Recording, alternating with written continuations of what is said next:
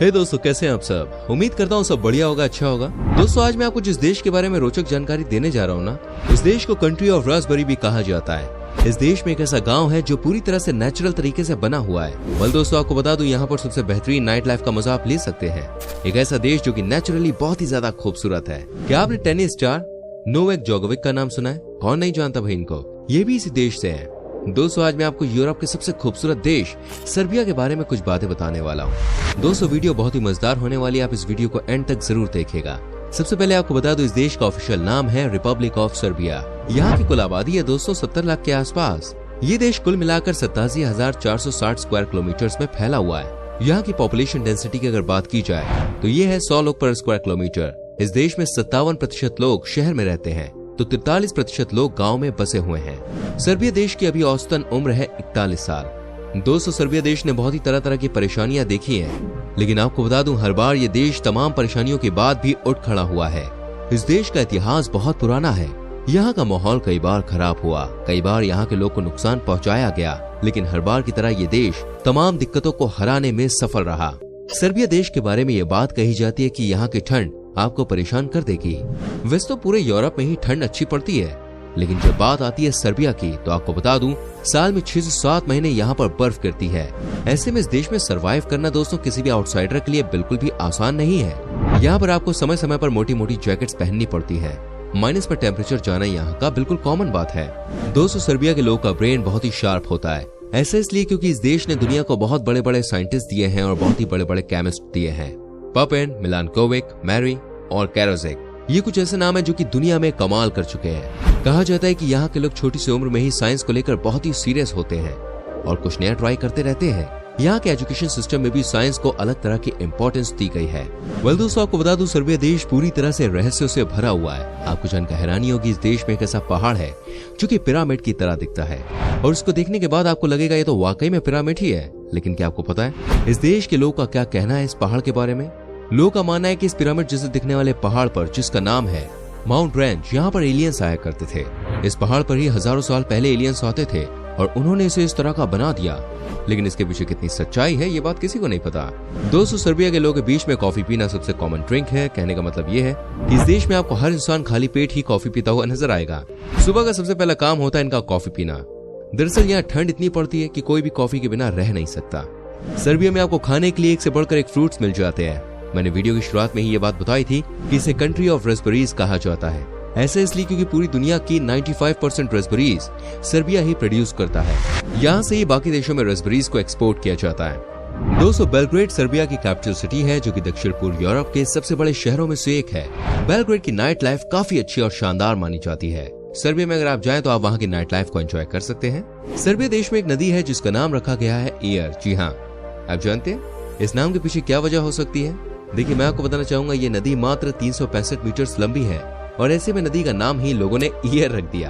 वैसे अगर मैं इसके असली नाम की बात करूं तो वो है रेलो, लेकिन इसकी अनोखी लंबाई के कारण इसको ये नाम मिला। सर्बिया के लोग दोस्तों आपको जनरली बहुत ही गुड लुकिंग मिलेंगे। यहाँ की लड़कियां और लड़के दोनों ही अट्रैक्टिव होते हैं। यूरोप में सबसे ज्यादा फैशन इंडस्ट्री में इटली के बाद यहीं के युवा काम करते हैं। ये बड़े लेवल के मॉडल्स होते हैं। यहाँ की लड़कियां बड़ी ही कमाल की खूबसूरत होती है, इसलिए मॉडलिंग एंड फिल्म इंडस्ट्री में इन्हें आसानी से काम मिल जाता है। दोस्तों, जब लोग घड़ियों के बारे में सोचते हैं तो बात होती है स्विस की, है ना? लेकिन ये गलत है।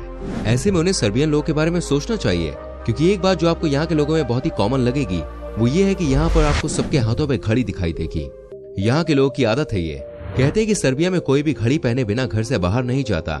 आपको लग रहा होगा इसके पीछे क्या लॉजिक हो सकता है, तो आपको बता दूं, लॉजिक ये है कि यहाँ पे ऐसा कहा जाता है कि अगर हाथों में घड़ी है तो समझिए आपका काम चलता रहेगा। एक तरह से कह सकते हैं कि वॉच को इस देश का गुड लक कहा जाता है।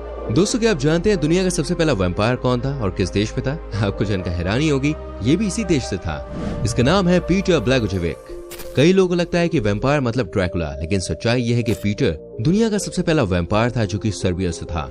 पीटर एक सर्बियाई किसान थे जिनके बारे में कहा जाता था कि उनकी मृत्यु के बाद वो वैम्पायर बन गए थे और अपने 9 साथी ग्रामीणों की हत्या करती थी। दोस्तों, सर्बिया एक ऐसा गांव है जो पूरी तरह से पत्थर से बना है।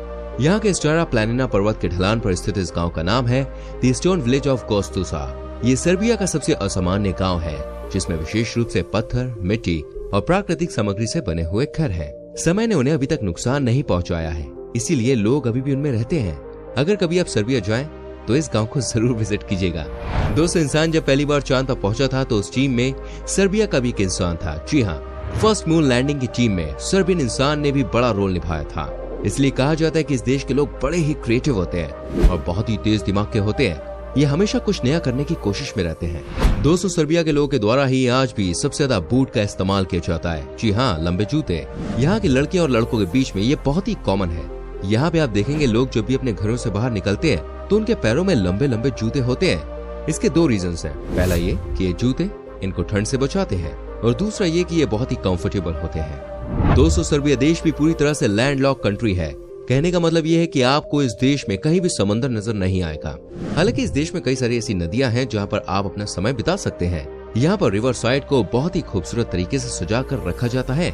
आपको बता दूं, इस देश का नाम सर्बिया कैसे पड़ा। हो सकता है आपके दिमाग में कभी ये सवाल आया हो, नहीं भी आया तो भी जान लीजिए। मैं आपको बताना चाहूंगा, असल में सर्बिया वर्ड ग्रीक से लिया गया है। इसका मतलब होता है the land of the shrubs. माना जाता है कि यहाँ के लोग वाकई में बहुत ही पोलाइट नेचर के होते हैं। यहाँ पर सभी को अपने आप से मतलब होता है, कोई भी किसी के पीछे नहीं पड़ता।